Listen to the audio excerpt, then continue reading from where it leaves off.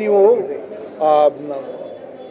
KCSR ಅಂತ ಇದೆ, Karnataka state civil services rules ಅಂತ, ಮತ್ತು ಆಲ್ ಇಂಡಿಯಾ ಕಾಂಡಕ್ಟ್ ರೂಲ್ಸ್ ಅಂತ ಇದೆ. ಯಾರೋ ಅಧಿಕಾರಿಗೆ ಸಸ್ಪೆಂಡ್ ಮಾಡಬೇಕು ಅಂದರೆ ಒಂದು ಪ್ರಿಲಿಮಿನರಿ ಎಂಕ್ವೈರಿ ಆಗಬೇಕು. ಸಸ್ಪೆಂಡ್ ಮುಂಚೆ IPS ಅಧಿಕಾರಿಗಳಿಗೆ ಸಸ್ಪೆಂಡ್ ಮಾಡೋ ಅಧಿಕಾರ ಕೇಂದ್ರ ಸರ್ಕಾರದಲ್ಲಿತ್ತು. ಇದು ರಾಜ್ಯ ಸರ್ಕಾರಕ್ಕೆ ಅನುಕೂಲ ಆಗಲಿ ಅನ್ನೋ ದೃಷ್ಟಿಯಿಂದ ವೃಂದ ಮತ್ತು ನೇಮಕಾತಿ ಅಧಿಕಾರ ಅಂದರೆ cadre and recruitment authority home ಮಿನಿಸ್ಟರಿಂದ ಚೀಫ್ ಮಿನಿಸ್ಟರ್ ಕೊಟ್ಟಿದ್ದಾರೆ. ಈ ರೀತಿ ದುರುಪಯೋಗ ಮಾಡೋದು IPS ಮತ್ತು ಪೊಲೀಸ್ ಕಮಿಷನರ್ ಎಲ್ಲೇ ಇರಲಿ, ಬೆಂಗಳೂರು ಸಿಟಿಲಿ ಇರಲಿ, ಮೈಸೂರಲ್ಲಿ ಇರಲಿ, ಎಲ್ಲನೂ ಇರಲಿ, ಒಂದು ಆಲದ ಮರ ಇದ್ದಂಗೆ. ಅದು ಆಲದ ಮರ ಕೆಳಗೆ ಯಾವ ರೀತಿಯಾಗಿ ಬೇರೆ ಬೇರೆ ಪಕ್ಷಿಗಳು ಅಥವಾ ಬೇರೆ ಬೇರೆ ಪ್ರಾಣಿಗಳಿರ್ತಲ್ಲ, ಅದೇ ನಮೂನೆ additional commissioner, junior joint commissioner, deputy commissioner ಎಲ್ಲ ಅಧಿಕಾರಿಗಳು. ಯಾಕೆಂದರೆ ಎಷ್ಟೋ ಸರ್ಕಾರದ ಸೂಕ್ಷ್ಮ ಕೆಲಸಗಳು 4 ಬಾಗಿಲು ಒಳಗಡೆ ಆಗೋವಂಥ ಡಿಸಿಷನ್ಗೆ ಪೊಲೀಸ್ ಕಮಿಷನರು ಅದ್ರ ಬಗ್ಗೆ ತಿಳುವಳಿಕೆ ಇರುತ್ತೆ. ಕೆಲವು ಸರ್ತಿ ಒಳ್ಳೆ ಡಿಸಿಷನ್ಸ್ ಇರುತ್ತೆ, ಕೆಲವು ಸರ್ತಿ ಬ್ಯಾಡ್ ಡಿಸಿಷನ್ಸ್ ಇರುತ್ತೆ, ಇನ್ಕರೆಕ್ಟ್. ಬಟ್ ಆದರೆ ಸರ್ಕಾರಕ್ಕೆ ವಿಶ್ವಾಸದಲ್ಲಿರೋವಂಥ ಅಧಿಕಾರಿನೇ ಪೊಲೀಸ್ ಕಮಿಷನರ್. ಅಂಥ ಒಂದು ಪೊಲೀಸ್ ಕಮಿಷನರ್ಗೆ ನೀವೇ ಆಯ್ಕೆ ಮಾಡಿರೋಂಥ ಪೊಲೀಸ್ ಕಮಿಷನರ್ಗೆ ಕನಿಷ್ಠ ನೀವು ಅಸಮಾಧಾನ ಆಗಿದ್ರೆ ಅವ್ರಿಗೆ ವರ್ಗಾವಣೆ ಮಾಡ್ಬೋದಾಗಿ, ಅಥವಾ ರಜೆ ಮೇಲೆ ಹೋಗಿ ಅಂತ ಹೇಳ್ಬೋದಾಗಿತ್ತು, ಅಥವಾ ಬೇರೆ ಜವಾಬ್ದಾರಿ ಅಂತ ಹೇಳ್ಬೋದಾ, ಅಥವಾ ಅದು ಬೇಡ ನೀವು ಫಾರಿನ್ ಒಂದು ರೌಂಡ್ ಹೋಗ್ರಿ ನೀವು ಅಂತ ಹಂಗೆ ಕಳಿಸ್ಬಿಡ್ಬೋದಾಗಿತ್ತಲ್ಲಿ. ಅಂಥದ್ರಲ್ಲಿ ಇಷ್ಟು ಹೀನಾಯವಾಗಿ ಅವಮಾನ ಮಾಡಿ ಅವ್ರಿಗೆ, ಅವರ ಅಡಿಷನಲ್ ಕಮಿಷನರ್ಗೆ, ಅವ್ರ ಡೆಪ್ಟಿ ಕಮಿಷನರ್ಗೆ, ಅಸಿಸ್ಟೆಂಟ್ ಕಮಿಷನರ್, ಇನ್ಸ್ಪೆಕ್ಟರ್ ಎಲ್ರಿಗೂ ಮಾಡಿದ್ರೆ ಇಟ್ ಈಸ್ ಓನ್ಲಿ ಅವ್ರ ವೈಫಲ್ಯ ಅಲ್ಲ, ಅದು ಸರ್ಕಾರದ ವೈಫಲ್ಯವನ್ನು ಮುಚ್ಚಾಕಕ್ಕೆ ಪೊಲೀಸ್ನವ್ರಿಗೆ ಇದು ಮಾಡ್ತಿದ್ದಾರೆ. ಸರ್ಕಾರ ಏನು ಕ್ರಮ ತೊಗೊಂಡಿತ್ತು? ಏನಾದರೂ ಚೀಫ್ ಸೆಕ್ರೆಟರಿ ಲೆವೆಲಲ್ಲಿ ಏನಾದರೂ ಮೀಟಿಂಗ್ ಆಗಿತ್ತಾ? ಇಷ್ಟು ದೊಡ್ಡ ಜನದಟ್ಟಣೆ ಆಗ್ತಾ ಇದೆ, ಅದು ಫಸ್ಟ್ ಆ್ಯಂಟಿಸಿಪೇಟ್ ಮಾಡಬೇಕು. ಆ ಮೂಡ್ ನೋಡಿಬಿಟ್ಟೆ ಎಮರ್ಜೆನ್ಸಿ ಮೀಟಿಂಗ್ ಇದು ನಡುವೆ ಝೂಮ್ ಗೀಮೆಲ್ಲ ಅರ್ಧ ಗಂಟೆ 3/4 ಗಂಟೆ ಸರ್ಕಾರ ಥರ ಯಾವ ಸಂಪನ್ಮೂಲಗಳಿಲ್ಲ ಎಲ್ಲರಿಗೆ.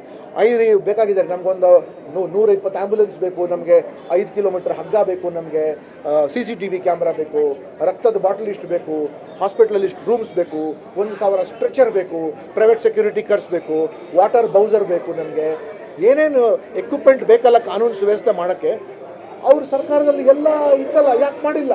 ಅದನ್ನು ತೊಗೊಂಡು ಹೋಗಿ ನೀವು ಪೊಲೀಸ್ ಕಮಿಷನರ್ಗೆ ಮಾಡಿದ್ರೆ ಇಡೀ ಪೊಲೀಸ್ ಇಲಾಖೆದು ಮನೋಬಲ ಕುಗ್ಗೋಗಿದೆ. ನಾವು ಯಾರಿಗೆ ನಂಬಿಟ್ಟು ಕೆಲಸ ಮಾಡೋಕ್ಕಾಗತ್ತೆ? ಆಯಿತು, ರಾಜಕಾರಣಿಗಳೇ ಬೈತಾರೆ, ಕ್ಷಿಮಾರಿ ಹಾಕ್ತಾರೆ, ದೂರ ಇಡ್ತಾರೆ, ಸರಿ. ಬಟ್ ಆದರೆ ಕಾಯಮಾಗಿ ಪೊಲೀಸ್ ಕಮಿಷನರ್ ತಾನೇ ರಕ್ಷಣೆ ಮಾಡೋದು ಎಲ್ರಿಗೂ.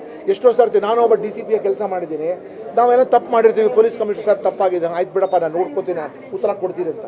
ಅದಕ್ಕಿಂತ ಹಿಂದೆ ಇನ್ನೂ ದೊಡ್ಡ ದೊಡ್ಡ ತಪ್ಪುಗಳಿಗೂ ಪೊಲೀಸ್ ಕಮಿಷನರ್ ಮಟ್ಟದಲ್ಲಿ. ನೀವು ಪೊಲೀಸ್ ಕಮಿಷನರ್ಗೆ ನೀವು ಹೊಡೆದಾಕ್ಬಿಟ್ರೆ, ಆಲದ ಮರನೇ ಕಡ್ದಾಕ್ಬಿಟ್ರೆ, ನೀವು ಆಲದ ಮರಕ್ಕೆ ಒಳಗಿರೋ ಬೇರೆ ಬೇರೆ ಸಣ್ಣ ಸಣ್ಣ ಪ್ರಾಣಿಗಳು, ಪಕ್ಷಿಗಳು ಯಾರ ಹತ್ರ ನಾವು ಅಂದರೆ ಈಗ ಯಾರು ಧೈರ್ಯವಾಗಿ ಕೆಲಸ ಮಾಡೋಕ್ಕೆ ಹೋಗಲ್ಲ. ಇಷ್ಟು ನಾವು ರೈಡ್ ಮಾಡ್ತೀವಿ, ಎನ್ಕೌಂಟರ್ ಮಾಡ್ತೀವಿ, ಫಾಲ್ಸ್ ಎನ್ಕೌಂಟರ್ ಮಾಡ್ತೀವಿ, ಮತ್ತು ಸುಮಾರು ಕೆಲಸಗಳು ನಾವು ಮಾಡ್ತೀವಿ ಸರ್ಕಾರದ ಹಿತದೃಷ್ಟಿಯಿಂದ. ಯಾರಿಗೊಬ್ಬರು ನಂಬಿರ್ತೀವಿ ಪೊಲೀಸ್ ಕಮಿಷನರ್, ಯಾಕೆಂದರೆ ಈ ಅಧಿಕಾರಿ ವಿಶ್ವಾಸ ಸರ್ಕಾರದಲ್ಲಿದೆ. ಇವ್ರು ಏನು ಹೋಗಿ ಮುಖ್ಯಮಂತ್ರಿ ಕನ್ವಿನ್ಸ್ ಮಾಡಿದರೆ ನಮಗೆ ಅಭಯ ಹಸ್ತ ಇದೆ, ಆ ಅಭಯ ಹಸ್ತಾನೇ ನೀವು ಕಡ್ದಾಕ್ಬಿಟ್ರೆ ನೀವು ಏನು ಮೆಸೇಜ್ ಕಳಿಸ್ತೀರಾ?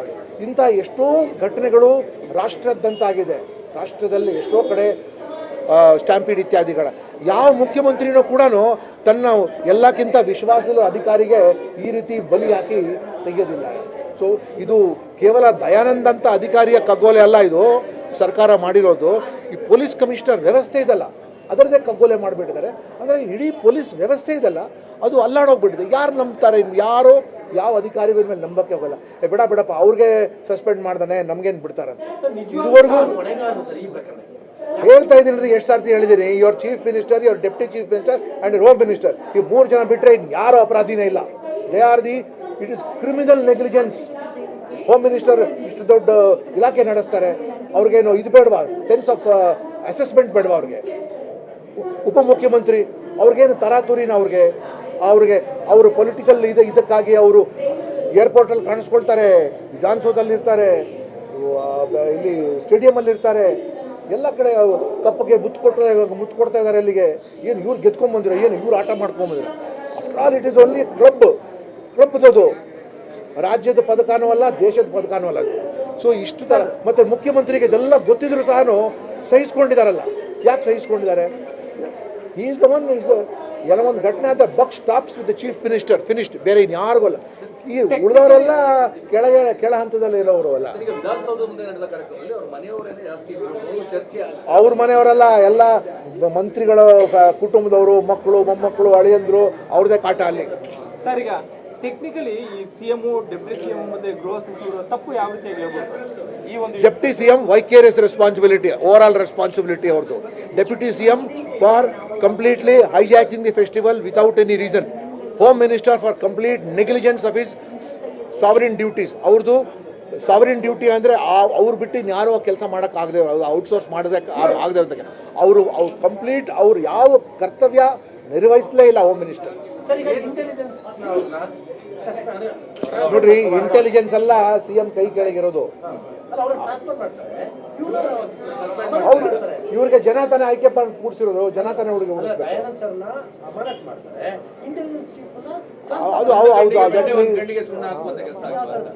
ಅದು ಅವ್ರ ವಿವೇಚನದಲ್ಲಿ ಅವ್ರು ಮಾಡಿದ್ದಾರೆ ಅಷ್ಟು. ಅವರು ಯಾರ್ಯಾರಿಗೆ ಹೆಂಗೆ ಮಾಡಬೇಕು ಅಂತ, that is his decision. It's not A correct decision.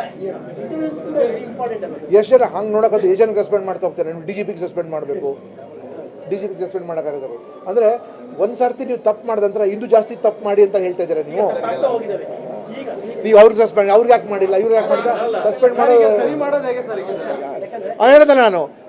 ಒಳ್ಳೆ judicial enquiry by sitting high court judge, sitting not retired high court judge, 3 ತಿಂಗಳ ಒಳಗೆ ಮಾಡಿಬಿಟ್ಟು ಇಮಿಡಿಯೇಟ್ ಕ್ರಮ ತಗೊಳ್ಳಿದೆ. ಈಗ ಸಿಎಂ, DCM, ಗೃಹ ಸಚಿವರು ಹೊಣೆಗಾರರು ಅಂತ ಹೇಳ್ತಾರೆ. ಹೌದು, ಯಾವ ರೀತಿ ಕ್ರಮ ಆಗಬೇಕು?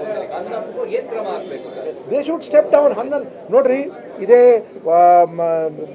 81ನೇ ಇಸ್ವಿಲಿ ನರಗುಂದಲ್ಲಿ ಆಗಿರೋ ಬೆಳಗ್ಗೆ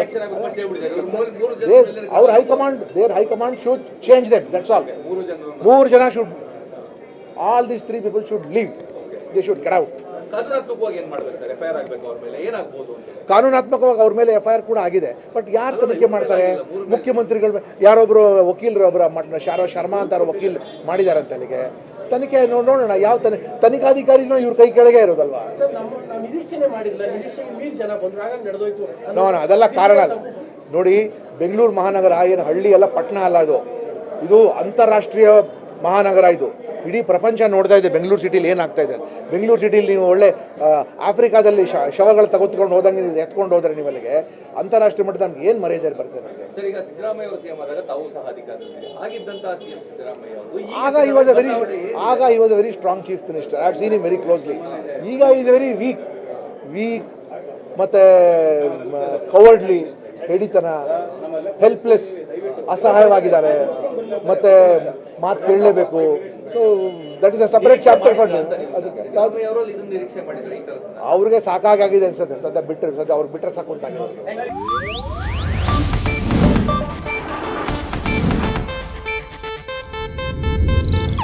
ಇದು ಏಷ್ಯಾನೆಟ್ ನ್ಯೂಸ್ ನೆಟ್ವರ್ಕ್ ಪ್ರಸ್ತುತಿ.